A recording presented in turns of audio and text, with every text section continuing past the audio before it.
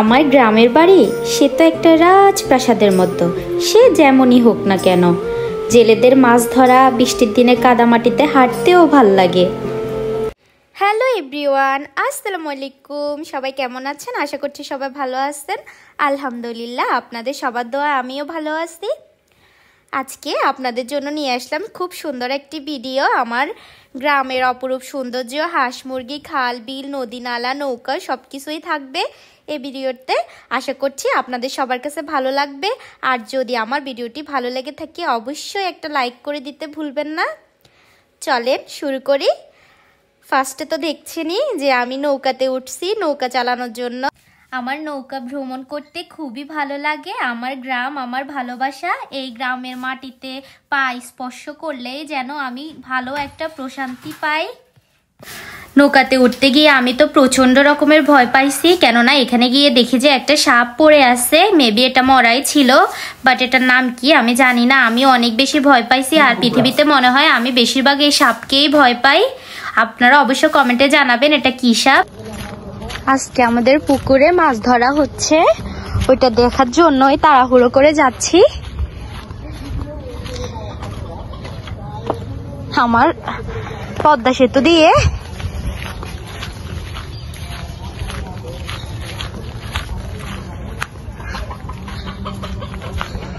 যে এখানে অনেক মানুষ বসে আছে দেখা যাচ্ছে। আমাদের গ্রামের মানুষগুলা খুবই শান্ত প্রকৃতির হয়। তাদের মনে থাকে না কোনো অহংকার, তারা একদমই সহজ সরল হয়। সকলে সকলের বিপদে আপদে ঝাঁপিয়ে পড়ে, মিলেমিশে কাজ করে। এখানে আমি আর আমার একটা আপু মিলে কাজ করছিলাম। এই কাদাগুলার ভেতরে ছোট ছোট মাছ ছিল। দেন আমরা সবাই মিলে এগুলা উঠানোর চেষ্টা করছি, বিকজ কাদার কারণে এখানে বোঝা যাচ্ছিল না মাছগুলা। আর এখানে বসে বসে অনেক বেশি আড্ডা দিচ্ছিলাম, যেন আবার ছোটবেলায় ফিরে গেছি। বাগানটা অনেক বেশি ভালো লাগছে, চারদিকে ঠান্ডা ঠান্ডা বাতাস। গ্রামের এই শান্ত পরিবেশে বুক ভরে বাতাস নিলে যেন একদম মনটা জুড়িয়ে যায়। কে কে আমার মতো এরকম গ্রামের পরিবেশগুলো পছন্দ করেন? আমি গ্রামেরই মেয়ে। আচ্ছা, সাপের মতো দেখতে এই মাছটাকে আপনারা কোন অঞ্চলে কি নামে চিনেন অবশ্যই আমাকে কমেন্টে জানাতে ভুলবেন না। দেখেন, আমি ওকে বলছি যে এটা তুমি মাটিতে রাখো, পুরাই একদম সাপের মতো লাফাচ্ছিল। আমি তো খুব ভয় পাইছিলাম। আর এই দুষ্ট ছেলেটা এটা কি করছে, আমার গায়ে ফেলে দিচ্ছে। আমি তো ভয়ে চিৎকার করা শুরু করে দিছি। এটাকে আমরা নোয়াজি মাছ বলে থাকি। আপনারা কি বলেন অবশ্যই আমাকে কমেন্টে জানাবেন। দেখেন, ওর একটু ভয় করছে না। হাত দিয়ে এটাকে কিভাবে চেপে চেপে ধরতেছে। এটা নাকি কোন কোন রোগের জন্য খেয়ে থাকে আমি বা ঠিক জানি না। এটা ওই রোগের জন্য খুব উপকারী হয় খেলে। আমার আপু বলতেছিল এটার কথা। দেখেন ও কি দুষ্টুমি করতেছে এই মাছটা নিয়ে, আর সবাইকে ভয় দেখাচ্ছিল। আর আমরা ভয়ে দৌড়ে পালাচ্ছিলাম। দেখেন এখানে ছোট ছোট বাচ্চারা, আমার ঝেলে ভাইয়েরা মাছ ধরতেছে। আমার খুবই আনন্দ হচ্ছিল ওদেরকে দেখে। আর ছোট পিচ্ছি বাচ্চারাও চলে আসছে এগুলা দেখার জন্য। এখানে অনেকগুলা মাছ পাইছে। প্রকৃতি অনেক বেশি সুন্দর লাগছিল। চারদিকে হালকা হালকা রোদ ছিল। তখন দুপুরবেলা ছিল, ওই দিন তেমন একটা রোদ উঠে নাই, হালকা রোদ ছিল। আর এখানে হাঁসেরাও মাছ খাচ্ছে। ওরা কত সুন্দরভাবে সাঁতার কাটছে। আমারও ইচ্ছে করে ওদের মতো এভাবে মুক্ত আকাশে পানিতে নেমে এভাবে সাঁতার কাটি। আমার তো খুব ইচ্ছে করছিল আমার জেলে ভাইদের সাথে একটু মাছ ধরার, বাট মানুষ হাসবে সেজন্য আর যায় নাই। বাট গেলেও কিছু হতো না, কেননা ওখানে আমরা ছাড়া আর কেউ ছিল না। এটা ছিল আমার ওই ভাইয়াটা যাদেরকে পুকুরটা দেওয়া হয়েছে মাছ ফেলার জন্য। জানি না বাচ্চারা এখানে কেন আগুন জ্বালাইছিল।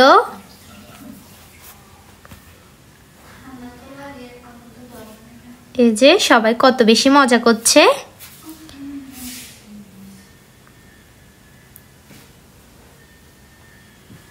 আমার যে ভাইয়ারা এখানে মাছ ফেলছিল তাদের খুব লস হয়েছিল, কেননা বন্যার সময় সব মাছ এখান থেকে বের হয়ে গেছে। যত টাকার মাছ ফেলছে ঠিক তার অর্ধেকও মাছ পায় নাই। বাট রিজিকের মালিক তো আল্লাহ, ভাগ্যে যা ছিল তাই পাইছে, তার জন্য আলহামদুলিল্লাহ।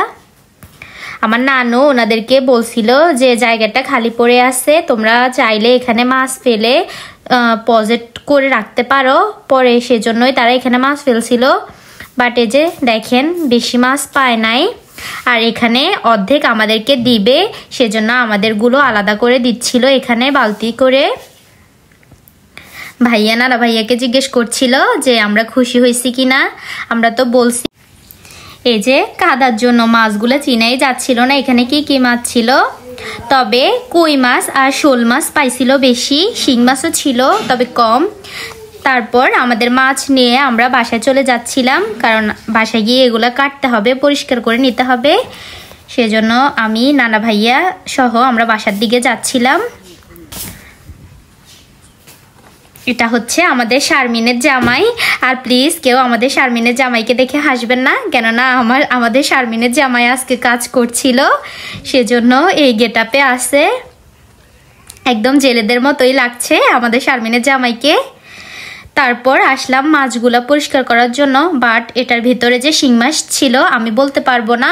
আমি হাত দিয়ে কচলাইয়ে ধুইতে গিয়ে আমার হাতে শিং মাছের কাঁটা ফুটে গেছে, প্রচণ্ড পরিমাণ পেইন হচ্ছিল আর ব্লিডিংও ছিল সাথে। এই যে এখানে আমরা শুধু কই মাছ আর শোল মাছ আনছি, আর 2-3টার মতো শিং মাছ আনছিলাম, আর বাকি যেসব মাছ পাইছে ওগুলো আমরা খাই না, সেজন্য আমরা নিই নাই। মাছগুলো কত ওখানে দুষ্টুমি করতেছে দেখেন। এগুলা ছিল ছোট মাছ, আর এখানে লামিয়া আমার হাতে দড়ি বেঁধে দিচ্ছিল, বিকজ এখানে অনেক বেশি পেন হচ্ছিল আমার হাতে। বাট তাও কি করার, কাজটা তো কমপ্লিট করতে হবে। আবারও আমি সেই কাটা হাত নিয়ে এগুলা ধুচ্ছিলাম।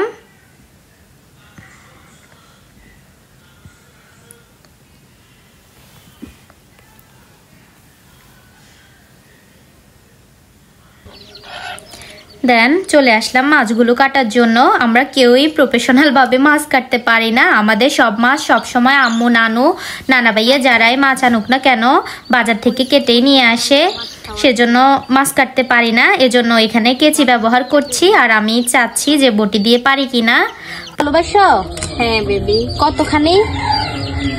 অনেকখানি। আচ্ছা বেবি, আমি তো মাত্র শিং মাছের গুতা খাইছি, দেখি তুমি দেখি আমার জন্য খাইতে পারো কিনা। শিং মাছের মধ্যে হাত ঢুকে দিলাম। হ্যাঁ হাত ঢুকে দাও দেখি। প্লিজ শিং মাছ আমাকে তুমি একটা কামড় দাও, আমার বেস্ট ফ্রেন্ড। একদমই মিথ্যে কথা। দেখেন এখানে শিং মাছ মরে গেছে, কিন্তু এই জন্য দিচ্ছে, আর ও হাত দেয়। শিং মাছ মরে গেছে, এই শিং মাছ লাফাইতেছে। আচ্ছা তুই হাত দে দেখি। এই যে হাত দিছি, পুরো একদম মাছের গায়ের মধ্যে হাত দেন। এই যে মাছের গায়ের মধ্যে হাত দিছি।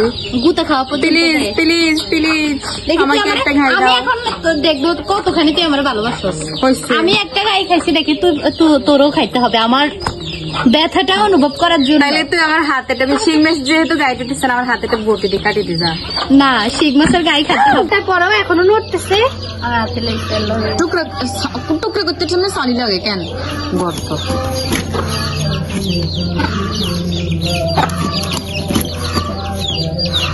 নতুন নতুন মাছ কাটা শিখতেছি আমার বান্ধবীর কাছ থেকে। এটা কি আর ছোট করবো?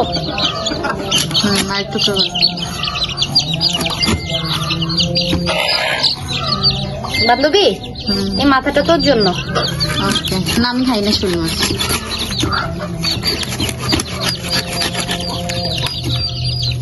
কিরে ভাই এটা কেমনে কাটে?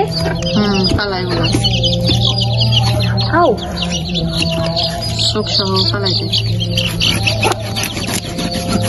প্রচন্ড কষ্ট হচ্ছে এটা কাটতে।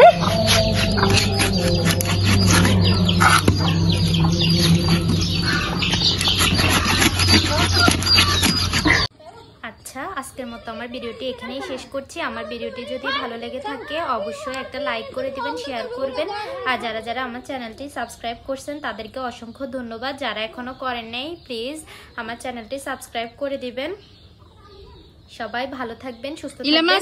আর আমার ভিডিওটি কেমন হয়েছে অবশ্যই আমাকে কমেন্টে জানাবেন। আজকের মতো এখানে বিদায় নিচ্ছি। আল্লাহ হাফিজ।